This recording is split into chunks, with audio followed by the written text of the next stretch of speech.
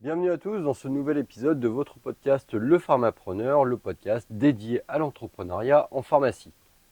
Aujourd'hui, nous allons aborder une problématique brûlante pour tous les titulaires d'officine, à savoir les négociations salariales et surtout leur impact sur la gestion des charges en pharmacie.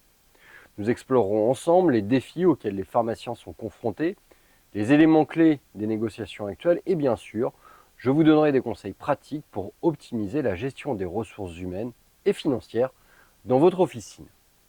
Alors en ce moment, les négociations salariales entre les représentants des salariés et le patronat des pharmaciens d'officine sont au centre des discussions.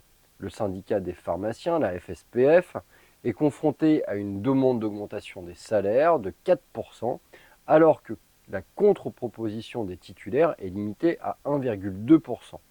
Cette faible proposition s'explique par les marges de plus en plus réduites des pharmacies et l'augmentation des charges salariales qui pèsent lourdement sur la gestion des officines.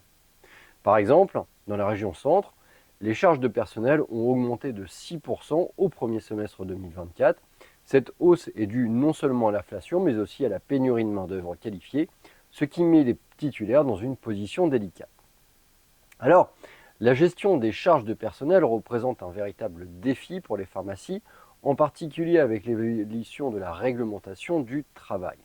Entre les exigences des syndicats et la nécessité de maintenir des marges suffisantes, de nombreuses pharmacies sont sous pression.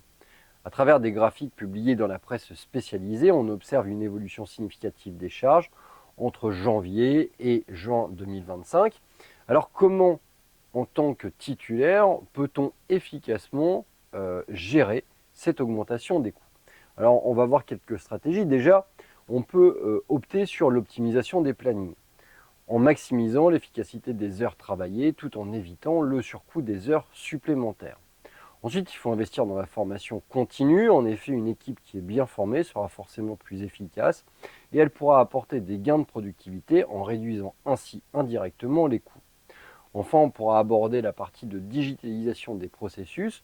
En utilisant des outils numériques, on va pouvoir automatiser certaines tâches administratives ou logistiques. Alors, doit-on parler de licenciement ou de restructuration?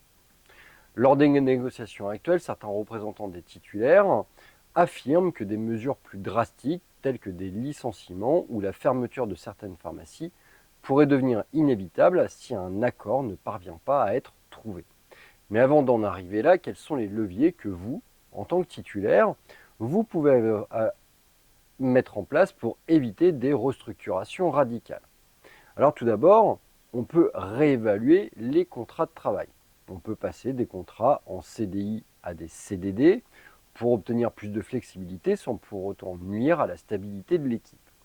Ensuite, on peut mettre en place des collaborations interpharmacies, c'est-à-dire créer des synergies entre différentes officines pour mutualiser certaines ressources, que ce soit le personnel ou les achats. Enfin, on peut déléguer certaines tâches à des prestataires externes.